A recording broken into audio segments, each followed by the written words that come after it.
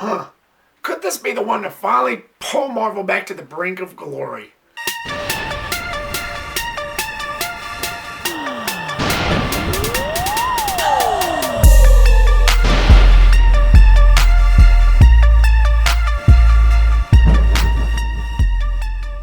What's going on, guys, and welcome to my review of Guardians of the Galaxy Volume 3. Thank you so much, guys, for clicking here. I really do appreciate it. So the Guardians faces their biggest and most dangerous challenge yet as they defend the universe from the Hight Evolutionary, a mission that could very well end the Guardians for good. To be perfectly honest with you guys, this is something that I was not in that much of a rush to go see right away.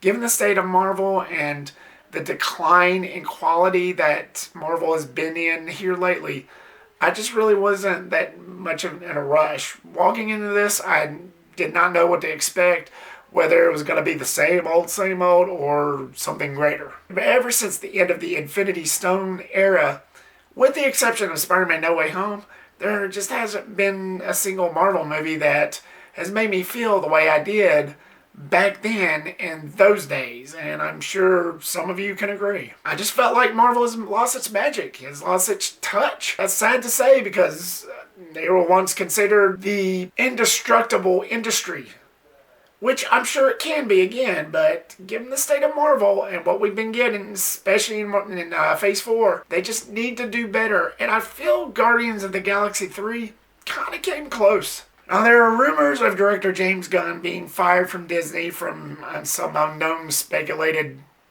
reason. You may know that, but I'm not going to get into that here. Then he went off for a year to do that Suicide Squad movie, and this was before he became the new DC regime, the new head poncho over there at DC. Then the cast of Guardians of the Galaxy started backing him up and supporting him, so he got rehired as one final blowout before he left Marvel for good. Then COVID hit, which I'm sure halted things as well. This film has had a pretty rough road. But man, I'm glad to see this thing finally saw the light of day at a certain point, and I never thought it was not going to happen. I mean, we're still talking about Marvel despite the quality dip it's taken. But I didn't think I was going to see this thing for at least another 3 to 4 years. But was I judging this a little bit too prematurely as we dive into the positives? Was this worth the wait? Yes and yes. This was such a major surprise. Rolling into this, I didn't know what to expect. Because I've been let down and disappointed so many times, I just wasn't expecting much. Was it perfect? No, more on that later, but damn close. First of all, I thought it was a perfect conclusion. Down to the story, to the characters. I like how they come full circle with their family dynamic, which was sprinkled throughout 1 and 2. But here, you get it full on. That whole family connection, that whole, well, dare I say, ride or die. I know this isn't Fast and Furious, but that's what it felt like. Like I said, you get that family dynamic sprinkled in 1 and 2. But you get it even more deeper connection here that just really tugs at your heartstrings. And with the characters, they go through such a change since Endgame. I'm not including those others, those duds. But since Endgame, a lot has changed. And it's pretty much changed the character's dynamic and the character's traits in a way that really made this film work.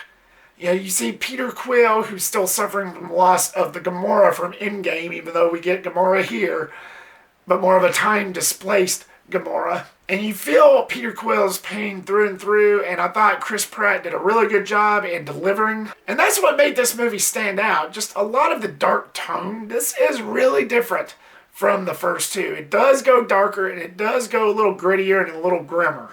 I mean, you even have Mantis, who was always depicted as the goody-two-shoe, happy-go-lucky character. And this, she's much angrier, she's much more outspoken. And it's a character trait that I wouldn't have thought that I would have ever seen from her. Because, like I said, she was always the softer of the bunch, especially in 2. She really does lay it all out, and you do see a definite difference here. And it's definitely something new for her. And they give Drax the Destroyer this whole trait to where you know he was a father in the past, But they explore it more in this with the whole fatherhood. They show more of a humane side to him, if that makes any sense. It's just much more of a softer side. Just that softer side, which was pretty nice. You can definitely tell that James Gunn cared for these characters, and it shows throughout the whole entire film, through and through. Even though this was his final blowout, he did a really good job in the direction and just all-out character traits and character dynamics, and with story and action. It was really good what he did, and for that I salute him. I just feel like this movie goes out with a bang. I mean, with this whole storyline, with the whole concept of the Guardians, I don't know if this will actually be the final film. They play it off like it is, and for that I do think it is a great conclusion. Maybe we'll see him in like future other Marvel properties. I don't know, we'll see. But for now, I think it's a really good conclusion. Like I said, they just go out with a bang. And it's just something that was really satisfying, knowing that if this is actually the final conclusion, it was pretty dang satisfying. It was a very well, nicely executed final entry. The action was spectacular. That's one of the things that most of the previous Marvel movies was sort of lacking. It never really gave me that sort of action that this gave me that made me emotional. And that's another thing. There's a lot of emotional moments in this film. Something that I've not felt in a long while in one of these. That's something that has not really occurred to me by watching the previous Marvel movies in such a long time. That it was very nice. It was almost to the point to how I felt during the Infinity War days. I mean, there's one particular action scene in this film by the third act to where it looks like it's one cut. You see Drax over here doing something. You see Quill over here in the middle doing something. Maybe Nebula over here doing something. And the way it was choreographed, the way it was edited, shot, and just the whole out pace for that alone. And it's not just that scene. I think they paced it very dang well throughout this whole entire movie with the action sequences. That is not lost here. And it's something that just made me feel so emotional that just came over me like a cloud. And again, it's just something that I've not been feeling lately in the Marvel Cinematic Universe. And it was just so nice feeling that here. Just that emotional spiral that I used to feel before in the early days. It just came rushing back to me in full force. It's just the first time in a long while since I felt that in one of these things. And you get a nice little backstory on Rocket, which explains a lot of why he is the way he is. Now, I should warn you that this movie does depict animal cruelty, so if you can't stand that, if you're sensitive to that, then I'd suggest just stay home. But if you're not, I think it's a really damn good backstory that really tugs at your heartstrings, and it's something that really makes you cry. I'm not ashamed to admit it. I felt myself tearing up several times. If you could stomach the animal cruelty, it's not like they show it to you full force, but it's implied. But if you can stomach it, I think it's a really good backstory, and it really explains a lot of why Rocket is the way he is. But it really makes you feel for him. It really makes you sympathize with him. And I just think it was executed in such a way that it kind of adds a little bit of a horror element. Something that Marvel is not really known for other than Doctor Strange, but that's like a whole nother thing.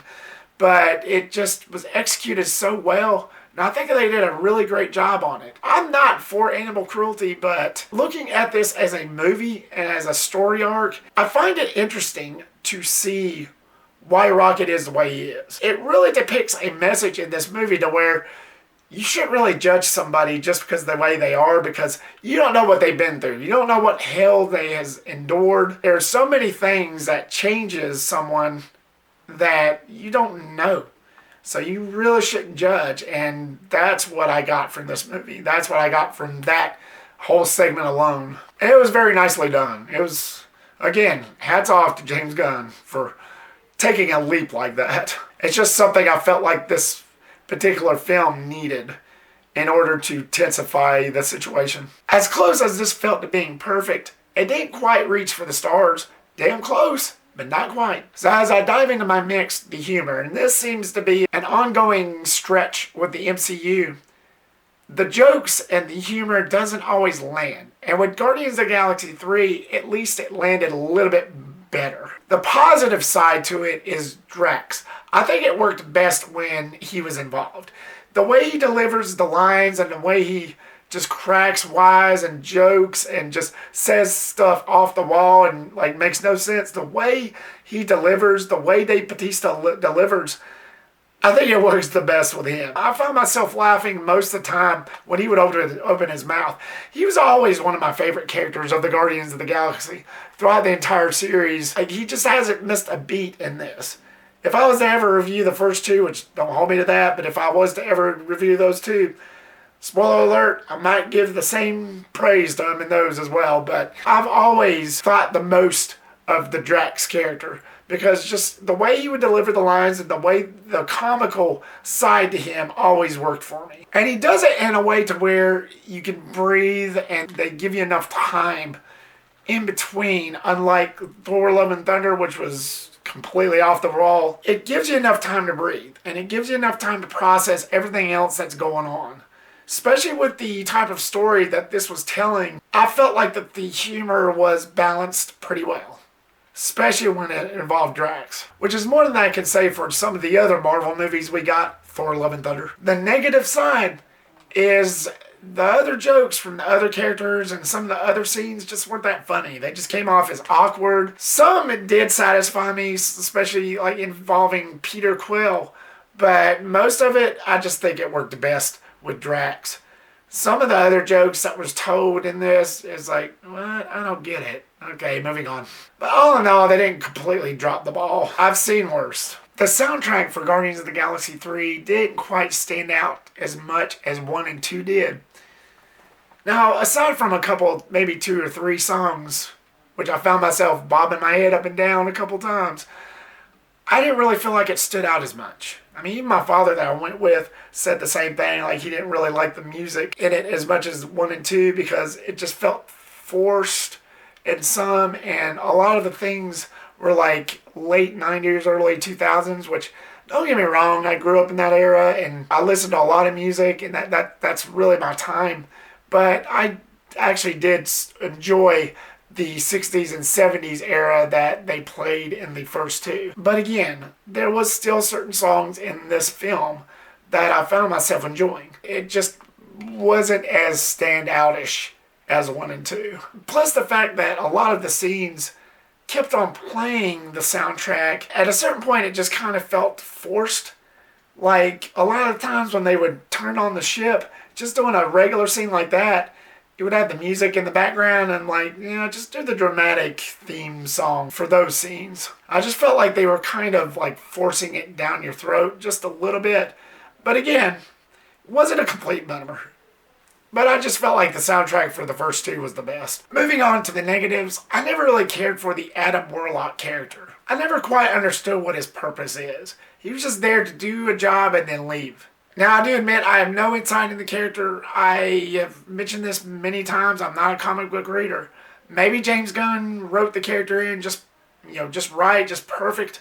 But as a purpose in the film, I never really understood what that was, or why he was even there. He was just there. He would pop up and then leave. Pop up and then leave. Pop up and then leave. I don't know. Maybe, like I say, maybe Gunn did him right. I don't know. I had no insight in the character, so I would never know. But to me, I just felt like his purpose was kind of wasted. I just didn't feel like they utilized him for the rest of us that don't read comics. I mean, good for Will Poulter. I think he does a really excellent job in what he's been given, especially outside of We Are the Millers. I think it's good that he's stretching his legs and doing something bigger. But as a character, I just don't think they utilized him enough for me. I did not like the way that they utilized the Gamora character. Now, before I go on, I understand and I acknowledge that this is a time-displaced version of this character. After what happened to her in Avengers Endgame, for those of you who've been following this series since the get-go, you know what I'm talking about. But I understand for Guardians of the Galaxy 3, I understand that this was sort of like a different version, but the same version. It's more of a time-displaced version than anything else, if that makes any sense. But at a certain point, it starts kind of feeling like she's a throwaway character. Kind of like an afterthought. Like all she's there to do is bicker and argue with everybody. It's like, screw you, you don't know me, so screw you, blah, blah, blah, blah, blah. It just got a little bit nerve-wracking, and I felt like they could have handled it just a little bit different. But again, I understand what kind of version of this character that she is.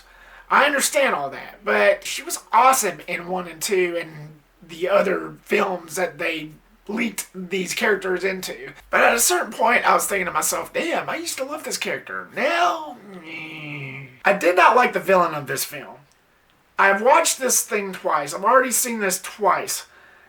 The first time, I didn't really mind it. The second time, I didn't like the way he was presented. He did good in making me want to hate him. He did good in making me want him dead. But to me, he was mostly reduced down to a screaming, whiny man-child. It just really got on my nerves, and I just wanted to say, "Get the f*** up!" I wish they made him more like King or Thanos instead of a whiny-ass man-child who would just scream and throw a temper tantrum if he didn't get what he wanted. There was really nothing there in terms of motive. Unlike with Thanos, who had a purpose, who wanted to get rid of half of the population for the great of the rest of mankind, I just felt like the villain for this just didn't really have a purpose instead of just inflicting pain on animals. There's no reason, no stamina, no motive whatsoever. It kind of made you feel hollow. And it's like, what was the purpose? Give me more. There's just nothing cohesive there. It's just not enough for me to go on. But does that affect my opinion of this film as a whole? Hell no. Was this perfect in any way of how the MCU was? Damn close. This is a good movie and an enjoyable final conclusion to this trilogy and a happy accident.